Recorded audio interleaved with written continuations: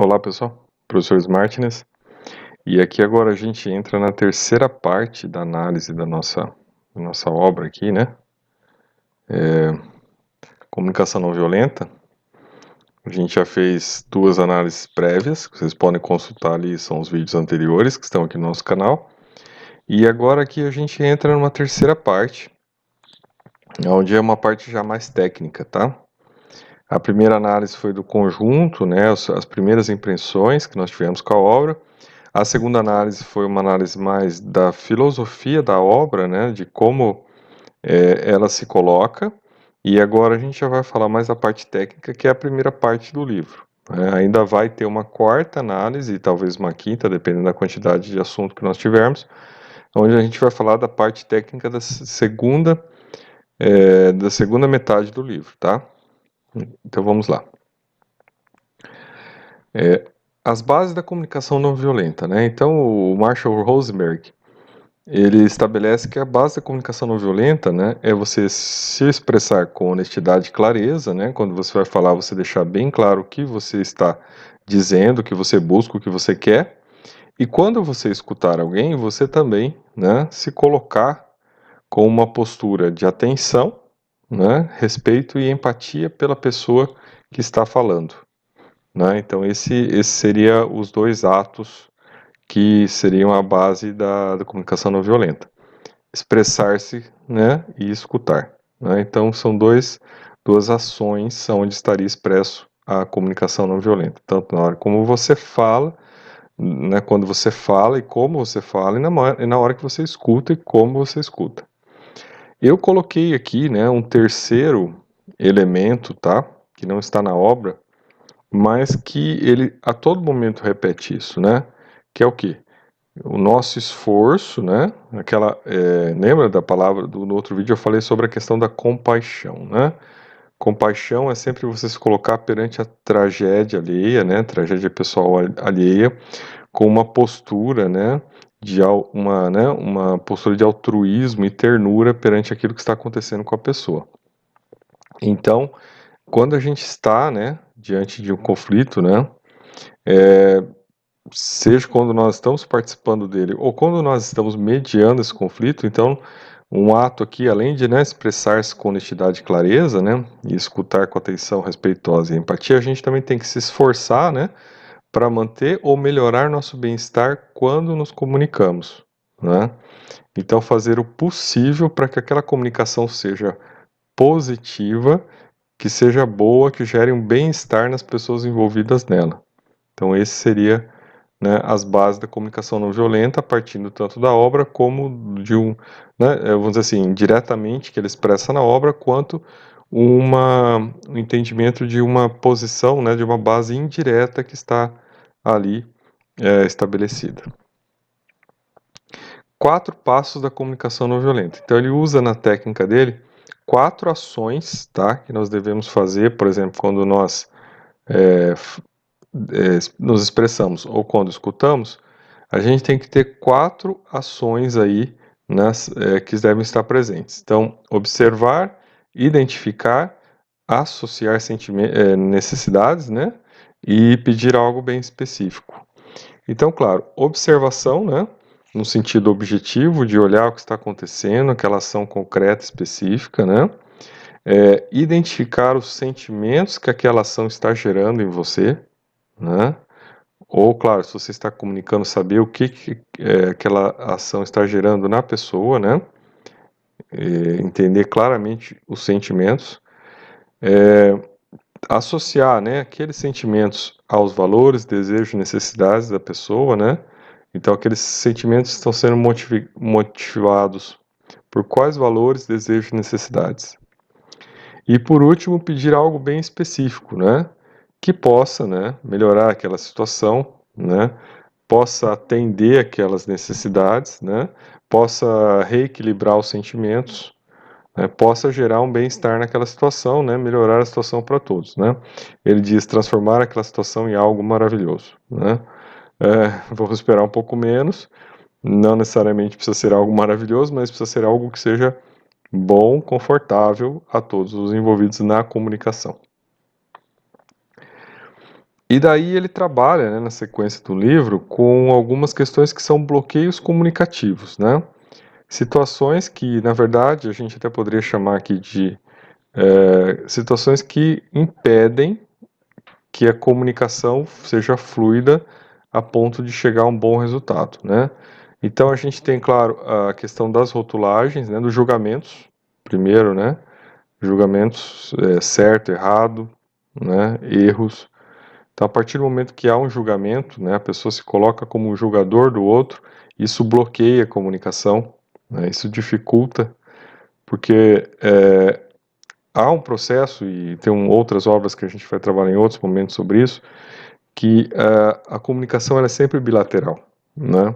Então, aquilo que você manda é aquilo que você recebe. Então, a partir do momento que você julga alguém, imediatamente aquela pessoa julga você, né? Então, o ideal, né, é que, por exemplo, e aí ele sempre também vai falar sobre isso, né, a gente sempre receber o que vem com empatia. Então, mesmo que você sentir que vem aquela questão de um julgamento para você, você não vai julgar de volta, né?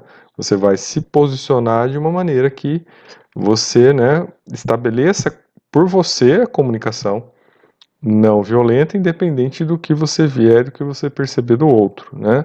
E aí você evita e desfaz o bloqueio comunicativo, né?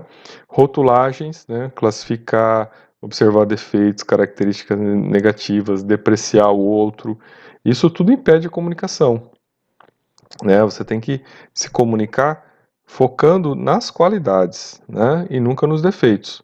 No máximo, se focar de maneira neutra, né? Sem avaliações, né? Agressão verbal, né? Quando a pessoa já vem agredindo mesmo, né? Insultando, fazendo crítica negativa, xingando, aí realmente já há um bloqueio imediato da comunicação, porque a outra pessoa ou ela vai revidar ou ela vai se afastar, né? Inferências, né? Quando você analisa o outro e atribui a ele, né, de uma maneira subjetiva, uma intenção, uma razão para ter feito algo, né? Então, são coisas que vêm de uma subjetividade perante o outro, né? Então, por exemplo, a pessoa passa por você, você dá bom dia, ela não lhe dá bom dia, você fala, essa pessoa não gosta de mim, né? Pode ser, por exemplo, que a pessoa não tenha escutado, né? Pode ser que a pessoa esteja com um problema no ouvido aquele dia, pode ser que a pessoa esteja no mundo da lua porque ela está com outro problema para resolver. Então, aquilo não tem nada a ver com você por vezes, mas você, se fizer uma inferência, pode, né, estar entendendo que aquilo é algo que aconteceu em relação a você, incorretamente. Por isso que né, a observação tem que ser objetiva. Fazer comparações, né? Ele até cita aqui no livro, interessante isso, né? Uma forma de você tornar sua vida infeliz, né? Uma forma certeira e eficaz de tornar sua vida infeliz é começar a se comparar com os outros. Isso está na página 41, né? Então, realmente, você começar a se comparar com os outros, né? Isso não é algo muito saudável, né? Porque cada um é uma individualidade, tem sua história, tem suas realidades, tá? E por último, fazer exigências, né? E aqui eu coloco em vermelho fazer exigências, né? Porque e isso ele não aborda na obra, tá? Mas, por exemplo, uma pessoa que tem um trabalho, né? Que ela trabalha no local, né? Então provavelmente ela vai ter um chefe, esse chefe vai fazer exigências, né? De atividades, de cumprimento de atividades, né? De funções, e isso não tem como a pessoa considerar um bloqueio comunicativo, né? Porque se ela tem que cumprir algo e aquela exigência ela é legítima, né? Ela é legal, ela é moral, né? Aí não se pode colocar isso como bloqueio comunicativo, né? O bloqueio comunicativo está quando a exigência ela é ilegítima, ilegal ou imoral, né? Aí sim a gente pode considerar isso como bloqueio comunicativo, tá? Então a questão sempre é evitar, né, já de começo, os bloqueios comunicativos, porque não adianta você aplicar as técnicas, né, se há um bloqueio comunicativo. E aí esse bloqueio comunicativo vai impedir, né, que se chegue a um resultado positivo, né, que se chegue àquela ideia de uma finalização, uma solução de melhor para todos os envolvidos nessa comunicação, tá? Vamos lá. Uma das coisas que ele fala bastante aqui no livro também é sobre a questão das responsabilidades, né? A postura das pessoas em relação às comunicações. Ele até cita uma passagem aqui da obra de Hannah Arendt, né? Quando ela fala de um julgamento aqui, né? De um nazista que ele alegava, e vários julgamentos foram assim, que eles alegavam que eles só cumpriam ordens, né? Então isso é uma forma de negar a responsabilidade, né? A pessoa, ela nega. Então assim, se você tem escolha, né, de fazer algo, é sua aquela responsabilidade, né? Então quando você pode escolher fazer algo, a responsabilidade é sua, né? E aí, claro, tudo, né? E no livro ele vai trabalhar muito com isso, né? É tudo uma questão também de escolha, né? Então há uma certa liberdade de você realizar uma atividade. Então, se você escolheu aquele caminho, né? O que você pode fazer é verificar por que que aquela escolha lhe gera insatisfação. E daí, claro, ajustar o seu caminho. Mas uma vez que você faz algo e aquele algo deriva da sua escolha, logo, né, as consequências daquilo são de sua responsabilidade, né? Então, na verdade, aqui é um parâmetro bem claro, né? Ele tenta explicar aqui de uma maneira comunicativa, mas na verdade é a própria lógica libertária, né? De que você tem liberdades e você tem escolhas, né? E você fez a escolha, você tem que assumi-la, porque você pôde, você teve liberdade de fazer aquela escolha, e as consequências delas são sua responsabilidade. Então, assim, na verdade, ele só tenta explicar isso dentro do processo comunicativo e dentro dos fatos de que na verdade, muitas pessoas, né, negam a sua responsabilidade e se comunicam, né, de uma maneira tendendo a projetar sua responsabilidade em outras pessoas ou em outros fatos, né? Então, por exemplo, no caso lá né, da Hannah Arendt, né, é, é, é, somente, né, os acusados lá diziam que no julgamento deles que somente estavam cumprindo ordens, então eles não assumem responsabilidade, jogam, né? Olha, estava cumprindo ordens, né? Então, assim, esse é um fato, né, que ele trava a comunicação, né? Por quê? Trava com você mesmo, você passa a ser, né, inautêntico, né? E isso dificulta que o outro também estabeleça empatia a partir do momento em que você não assume, né, a responsabilidade pelos seus atos. E muitas vezes, esse assumir responsabilidades pelos seus atos não é somente coisas ruins, né, mas são em coisas cotidianas, como, por exemplo, a escolha de uma profissão. Né? Se você escolheu aquela profissão, você tem que assumir a responsabilidade por ela e não pode ficar, né, querendo jogar sua eventual insatisfação em outras pessoas, né? Então você assume e canaliza, e a partir daí você canaliza para chegar ao seu ponto de melhor conforto possível em relação à sua escolha realizada, ou faz uma outra escolha, né? Use a sua liberdade para fazer uma outra escolha, né? E também ele cita nessa questão da responsabilidade, né? Ele coloca uma frase aqui na página 45 que eu acho muito interessante. Ficamos perigosos quando não temos consciência da nossa responsabilidade, né? E outra frase também, é muito mais fácil agir destrutivamente quando se nega a responsabilidade, né? Ele fala muito sobre isso, né? Então aí a pessoa pode fazer qualquer coisa porque ela não é responsável por aquilo, né? Ela não tem responsabilidade. É como se ela pudesse se isentar das suas ações, né? Esse é um mecanismo psicológico muito errado, né? Porque todas as ações são de responsabilidade da pessoa, né? Madura, capaz, consciente, é responsabilidade dela, né? Apesar de se criar mecanismos mentais para se afastar da responsabilidade, ela não se afasta, é da pessoa, né? E daí até problemas que isso pode gerar em termos, né? E aí ele até cita umas frases interessantes para a gente pensar, né? Que muitas vezes, né? Você negar a responsabilidade é você se omitir também, né? E aí você se tornar nessa omissão uma pessoa dócil e obediente a questões destrutivas, né? Olha que interessante isso, né? Então, se a gente voltasse lá na questão lá do texto lá citado pela Hannah Arendt, né, do julgamento lá do nazista que permitiu que as coisas acontecessem. Então, ele tem responsabilidade sobre aquilo, né? Mas ele, ao somente se atribuir o dever de cumprir ordens, né, ele se isenta da responsabilidade e, ao permanecer assim dócil, permitiu a destruição, né, a ocorrência de muitas coisas ruins. Então, a quantidade, né, de pessoas que se submeteram a isso, né, que negaram a responsabilidade, permitiram isso que aconteceu, né, na Segunda Guerra Mundial. Então é muito interessante a gente analisar isso, né?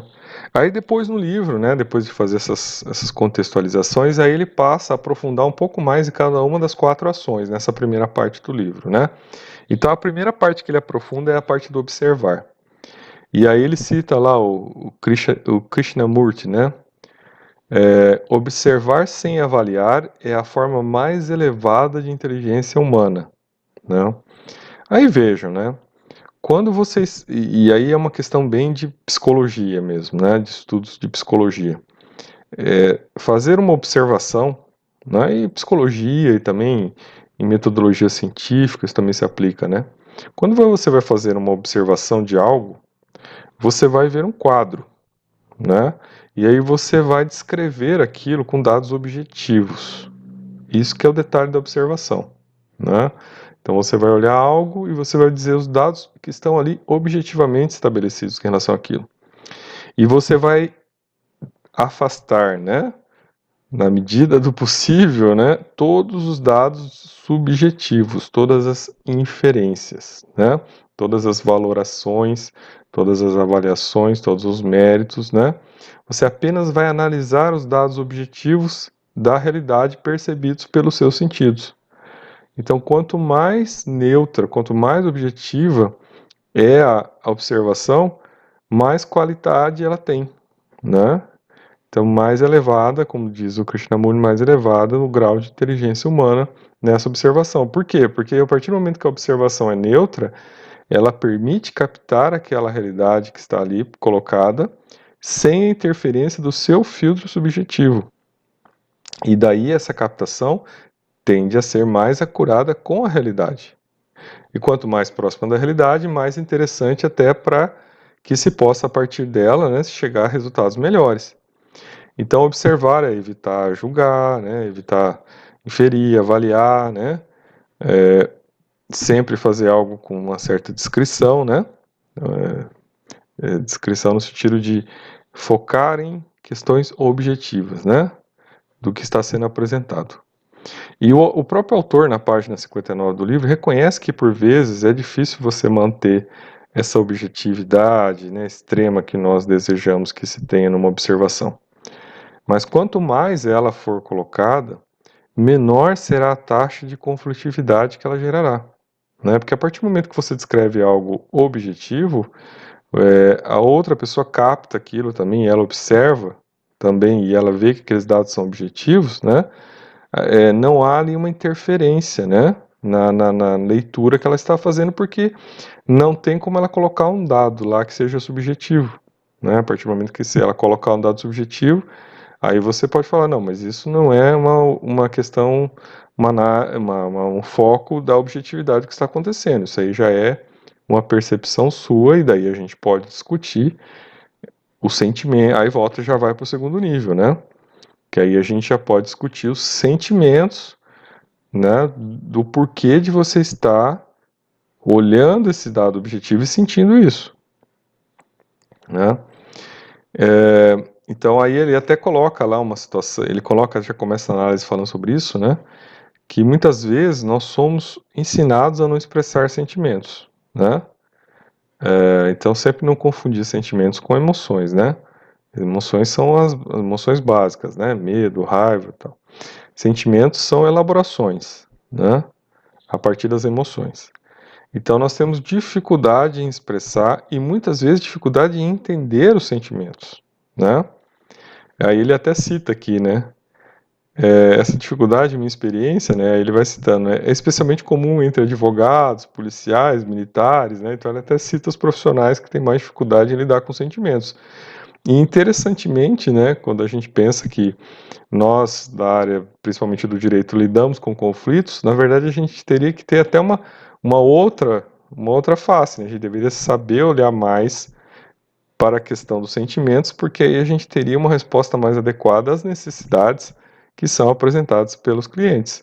Então, esse deveria ser, né, a nossa realidade profissional e não o contrário, né? E aí que ele detecta que não, como nós trabalhamos muito com o formalismo, com o legalismo, né, com as regras, a gente acaba esquecendo muito das necessidades humanas das pessoas.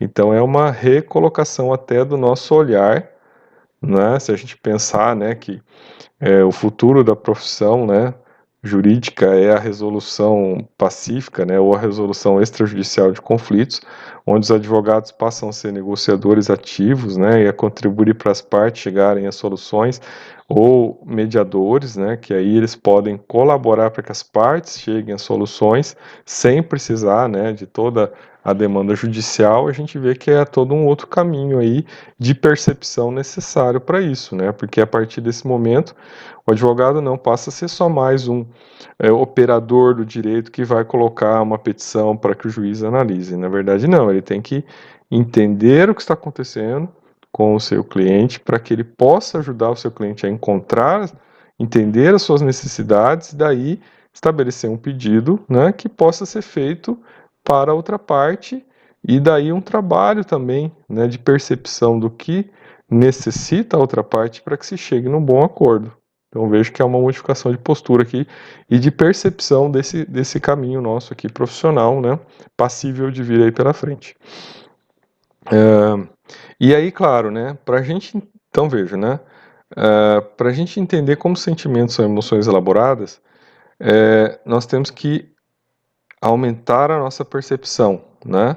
Então aí até ele coloca na página 66 isso, né? Os benefícios de enriquecer o vocabulário de nossos sentimentos são evidentes não apenas em relacionamentos íntimos, mas também no mundo profissional. Ou seja, nós temos que começar a ter mais percepção, né, desse mundo da complexidade dos sentimentos, aumentar o nosso vocabulário, o nosso repertório, né, de inteligência, né, sobre como esses sentimentos se demonstram para que a gente possa então, né, conseguir colaborar para que, né, esses conflitos sejam melhor resolvidos.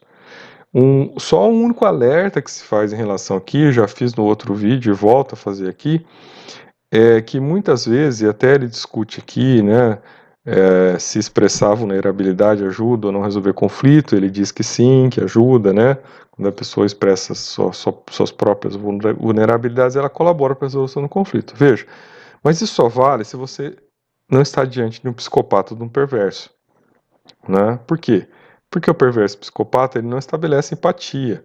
Então, na verdade, ele vai tentar se aproveitar daquela situação de vulnerabilidade para forçar aquilo que ele quer obter, né? Então, nesse caso, não é ideal, né, se colocar numa situação de vulnerabilidade, porque você só daria, né, condições para que o psicopata perverso haja de uma maneira indevida. E lembrando, né, a gente sempre observa as coisas, a posição do profissional, né, nesse caso é do cuidado, mas não da rotulagem. A gente não rotula, a gente trabalha com cuidados preventivos, com qualquer, né, qualquer atuação de resolução de conflitos tem que ter esses cuidados e sempre com dados objetivos. A partir de dados objetivos é que se faz, então, né, a avaliação de como é que se lida com essas questões, tá?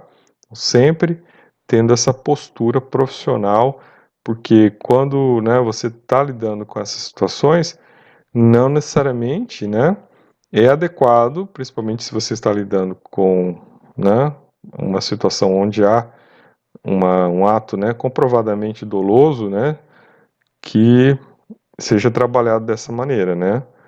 Nós aqui não estamos discutindo justiça restaurativa, nós estamos discutindo aqui posicionamentos para se resolver conflitos a partir de uma comunicação não violenta, tá? Então aí são processos diferentes. Vamos lá. Uma coisa interessante aqui, né, e aqui vale sempre para quem está, né, atuando, né, e aqui ele fala muito no livro da posição dele, da atuação dele, né, quando nós recebemos uma crítica negativa, uma ofensa, né, e ele sempre fala aqui da atuação dele quando ele foi exposto a isso, né, então nunca, né, e aí ele coloca as 4 respostas que nós podemos ter aqui, né, levar aquilo para algo pessoal, como uma ofensa, né, e agredir de volta, essa é algo esperado, né, então a pessoa te agrediu, você agride de volta, né, um segundo passo seria receber aquela agressão, né, introjetar aquilo, né, se calar, não reagir, mas introjetar aquilo e ficar mal com aquela situação, mas não exteriorizar aquilo de volta, né, ou colocar aquilo.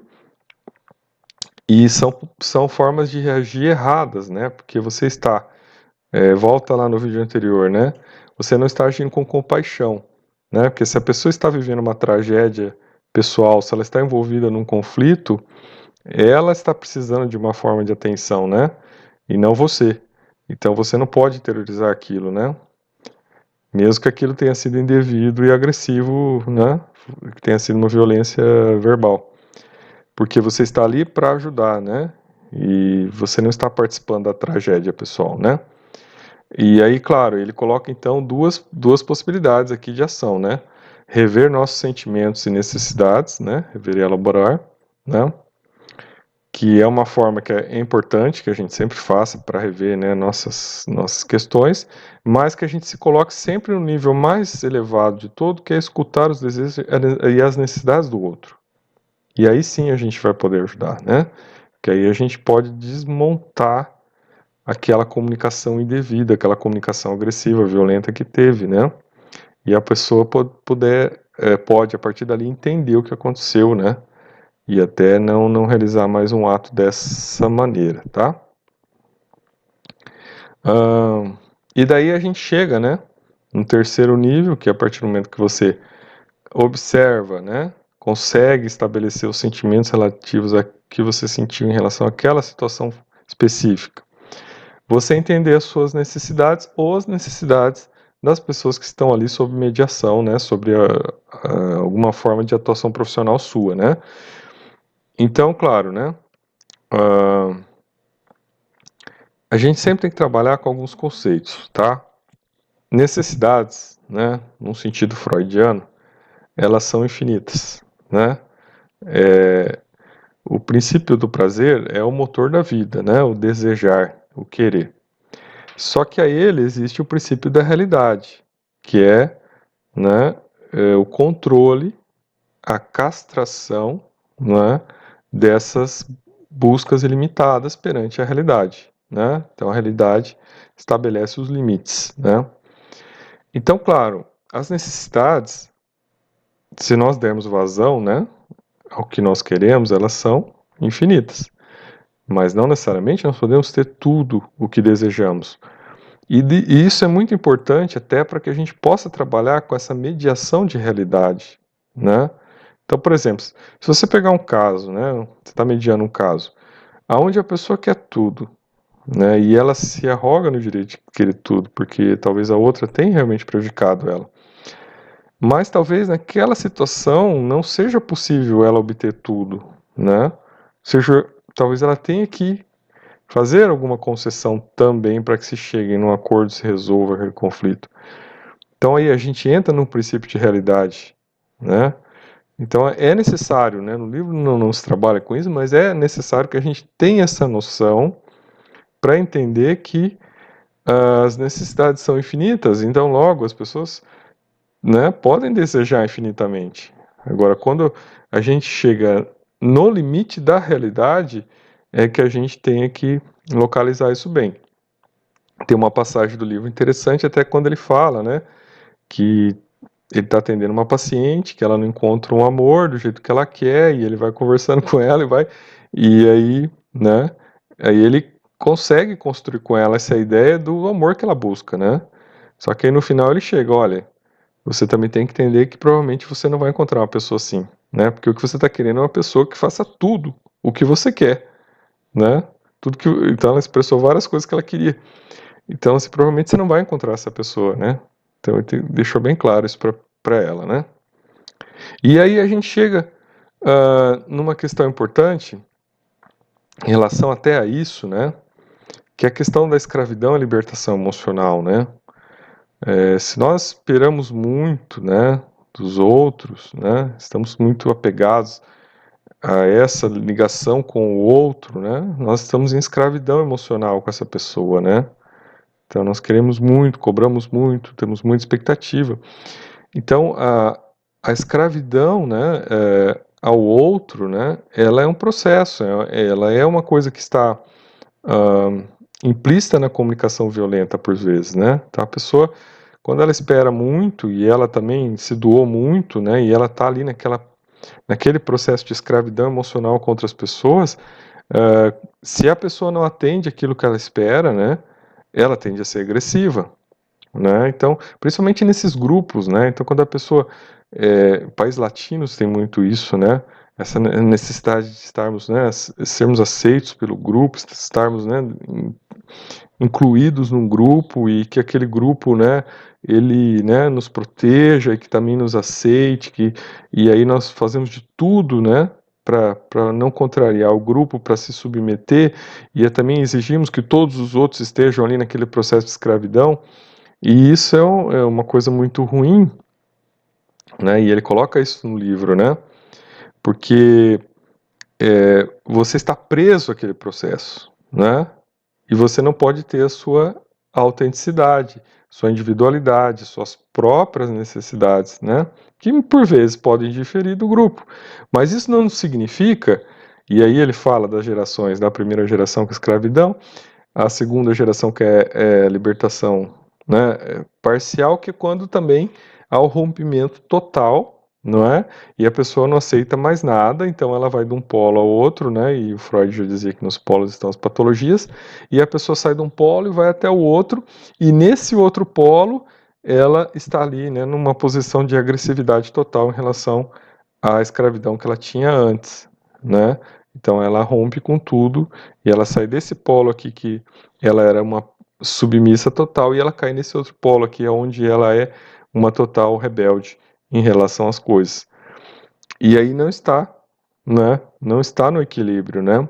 Então o caminho do equilíbrio, já pensando aqui já num pensamento mais libertário, né? Que me interessa muito estar estudando isso aqui em relação à resolução de conflitos, porque entendo que a resolução do conflito é libertar as pessoas, né, de uma interprisão que elas podem estar vivendo. Então, quando você, né, quer sair de uma escravidão emocional, você tem que trabalhar a responsabilidade das suas escolhas, as suas necessidades, né, de aceitação pelos outros. Isso é muito importante serem trabalhadas, né, para que você possa, né, ao reduzir a sua necessidade de aceitação, né, de ser aceito pelos outros, também não impor isso aos demais e permitir que eles façam também escolhas diferentes das suas, sem que isso acarrete, né, no rompimento, né, daquela conexão que efetivamente você acha importante, né?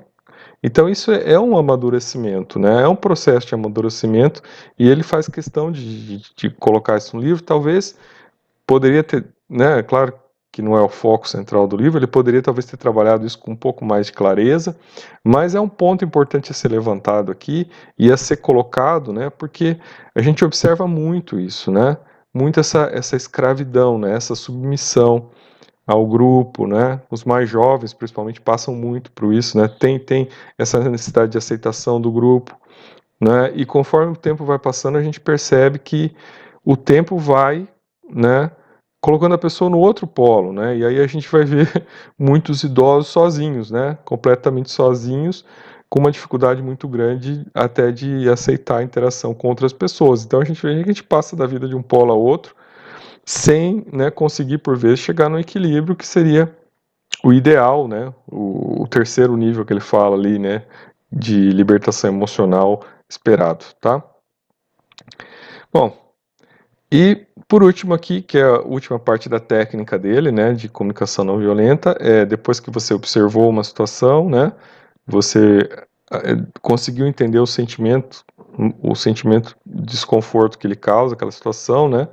Você descobriu suas necessidades, né? Por que aquilo ali te incomoda, e aí você vai, então, se comunicar, né? Você já falou essas fases para o outro, você vai, então, agora fazer um pedido específico e objetivo para que aquela situação, né, chegue a um bom termo, a um bom resultado para todos os envolvidos, né? Para que consiga chegar num bem-estar, né?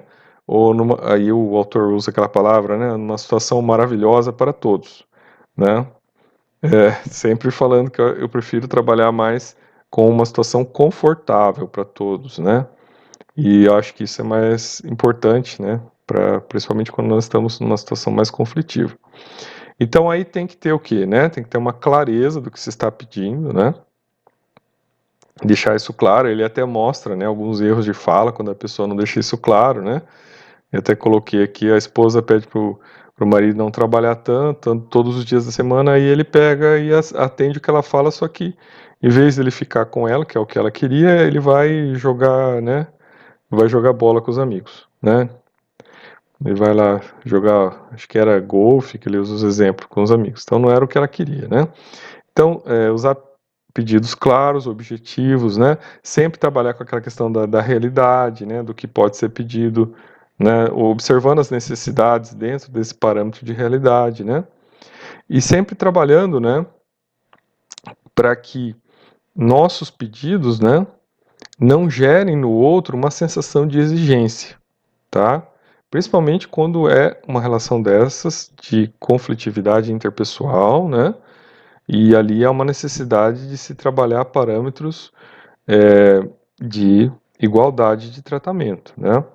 Isso não se aplica, como já disse, quando você tem uma relação de subordinação, um emprego, um trabalho, né? Né? Por exemplo, uma fiscalização, né? Administrativa.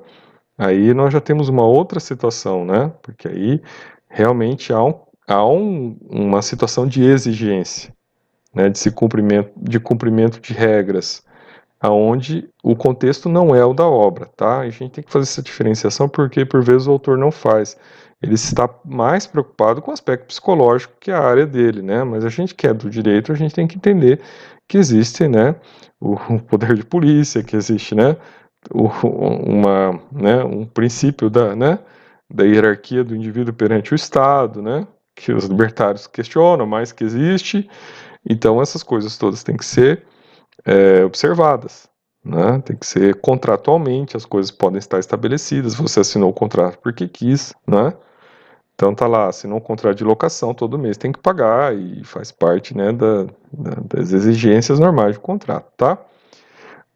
E sempre quando a gente está, né, estabelecendo essa questão dos pedidos, das negociações, a gente pode sempre estar avaliando, né, como é que está o entendimento do outro em relação a isso, né? E claro, né, só para fechar essa parte aqui, essa parte técnica, né, da aplicação, recomendo, né, que se leia o livro uma, duas, três vezes, né, da página ali, da página onde começa ali, o texto até a página 130 e pouco, que é a parte onde ele vai passando detalhes bem específicos, né, de como aplicar esses 4 passos, que aqui num vídeo, né, que até já passou aqui do que a gente esperava, fica um pouco difícil da gente colocar os detalhezinhos, até para não ficar muito carregado na análise, tá? Mas acho que era isso, né? Essa primeira parte do livro é uma parte muito rica, muito interessante, que a gente pode realmente aplicar na nossa prática de mediação de conflitos, né, e na nossa própria vida pessoal, e tentando sempre nos melhorar, né? Trazer mais capacidade de uma comunicação não violenta para todos nós, tá bom? Voltamos no próximo vídeo aí para falar já da segunda parte do livro, que é uma parte já mais de aprofundamento, né, bem interessante, tá bom? Então, sou o professor Martins e até o nosso próximo vídeo.